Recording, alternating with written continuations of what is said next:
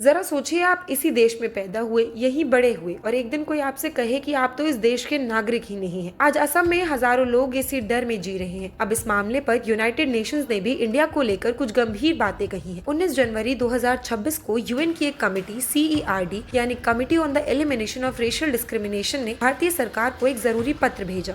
इस पत्र में कहा गया है कि असम में जो बंगाली बोलने वाले मुसलमान हैं, उनके साथ भेदभाव हो रहा है, उनके मानव अधिकारों का ठीक से पालन नहीं हो रहा। यूएन का कहना है कि उन्होंने पहले भी इंडिया से इस बारे में पूछा था, लेकिन जो जवाब मिले वो ठीक से समझ नहीं आए और उनसे यूएन संतुष्ट नहीं है। अब सवाल ये है कि यूएन को टेंशन किस बात की है। चलिए एक एक करके इस पूरे मामले को आसान भाषा में समझते हैं। सबसे बड़ा पॉइंट है NRC, national register of citizen. UN के अनुसार बहुत से बंगाली बोलने वाले मुसलमानों के नाम NRC की लिस्ट में नहीं आए हैं। कुछ लोगों के पास पुराने कागज नहीं थे, तो कुछ लोग कठिन नियमों में फंस गए। नतीजा ये हुआ कि बहुत से लोगों को अपने ही देश में संदिग्ध नागरिक जैसा महसूस हुआ। यूएन को लगता है कि ये सभी मामले ठीक नहीं है। असम में फॉरेनर्स ट्रिब्यूनल एक ऐसी जगह है जहां लोग ये साबित कर सकते हैं कि वो भारतीय हैं, लेकिन यूएन का कहना है कि बहुत से ट्रिब्यूनल सस्पेंड कर दिए गए हैं। इससे लोगों को अपनी नागरिकता बचाने का चांस ही नहीं मिला। मतलब बिना ठीक से सुने लोगों का भविष्य खतरे में पड़ गया। यूएन की रिपोर्ट में एक और गंभीर बात है, जबरदस्ती बेदखली अर्थात जबरन लोगों को उनके घरों से निकालना। बात यह है कि बहुत से परिवारों को जंगल या रिजर्व जमीन के नाम पर उनके घरों से निकाल दिया गया, लेकिन ना तो उन्हें कुछ पैसे दिए गए